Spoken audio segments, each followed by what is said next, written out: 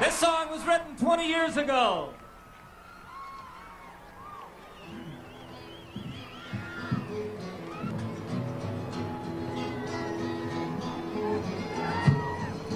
He was born in the summer of his 27th year, coming home to a place he'd never been before. And yesterday behind him, you might say he was born again. Might say he found a key for every door. When he first came to the mountains, his life was far away, on the road, hanging by a song. But the string's already broken, and he doesn't really care. Keep changing fast, it don't last for long. But the Colorado Rocky Mountain High, I've seen it rain and fire in the sky. The shadow from the starlight is softer than a lullaby. Rocky Mountain High, Colorado, Rocky Mountain High, Colorado. He climbed Cathedral Mountain, saw silver clouds below, saw everything as far as you can see. And they say that he got crazy while trying to touch the sun, and he lost a friend but kept his memory. Now he walks in quiet solitude, the forests and the streams, seeking grace in every step he takes.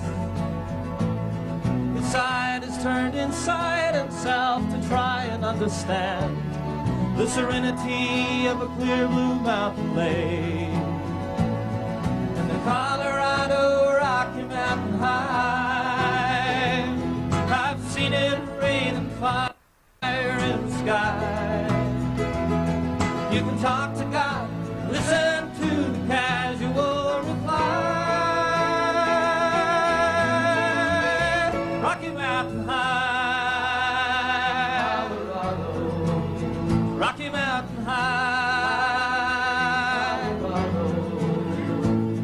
Now his life is full of wonder, but his heart still knows some fear of a simple thing he cannot comprehend. Why they try to tear the mountains down to bring in a couple more people, more scars upon the land. The Colorado Rocky Mountain High, I've seen it rain and fire in the sky. I know he'd be a poor man if he never saw an eagle fly. Rocky Mountain High, it's a Colorado Rocky Mountain High. I've seen it rain and fire in the sky. Friends around a campfire, everybody's high. Rocky Mountain High, Rocky Mountain High, Rocky Mountain High, Colorado, Rocky Mountain High.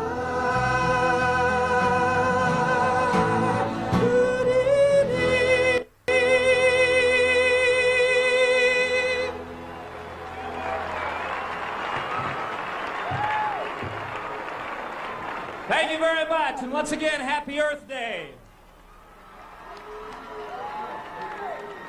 Buckminster Fuller, who was a dear friend of mine, the grandfather of the future in many of our opinion, said that the major challenge that faces the human race is a metaphysical one, and that is to educate people to the degree that spontaneous behaviors spring forth, behaviors which will ensure the survival of our species. Today, people all over the world are gathered together, people who have heard that voice and who have begun that education and are willing now to take the second step, which is to translate our knowledge into action. We see a world of clean air to breathe, and clean water to drink. We see a world without hunger and homelessness. We see a world without nuclear weapons, a world in which all people are working together to create a sustainable future and a healthy environment. Listen to the words of this anthem for the earth, written by my friend Joe Henry and a fellow named John Jarvis, called The Flower That Shattered the Stone.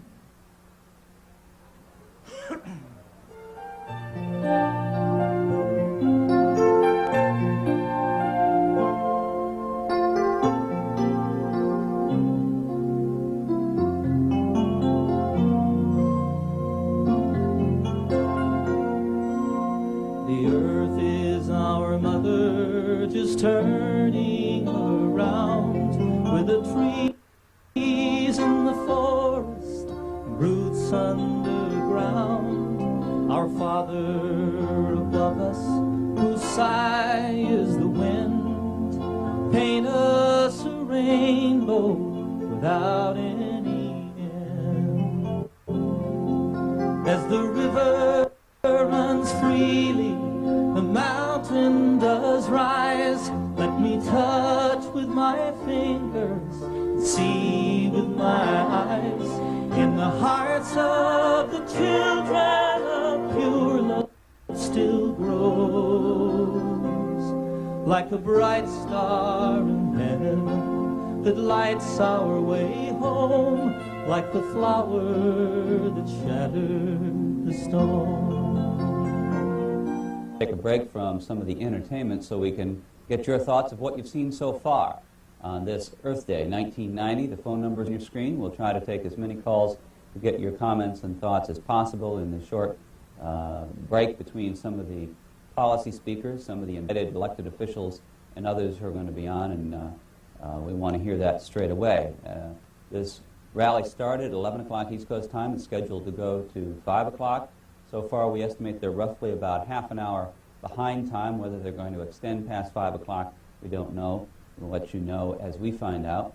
The expected crowd was about 100,000 so far. It hasn't started out that way, and we've asked the police for an estimate, and we'll pass that on to you, too, as to what the crowd eventually turns out to be. Decatur, Illinois, go ahead, please. Decatur, Illinois. You're on the air, sir.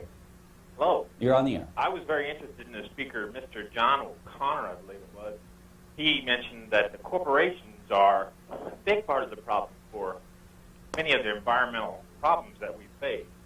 I totally agree with that man, and I just hope that a lot of people come to this realization that what we're hearing a lot of times is just doublespeak from corporations. All right, sir, thank you. See if we can't, before John Denver gets off, go to Springfield, Virginia. Go ahead. I think that all people everywhere need to take the responsibility and take time and look at what we've done to our planet and understand that if we don't stop doing it, that the human race just will not survive. Okay.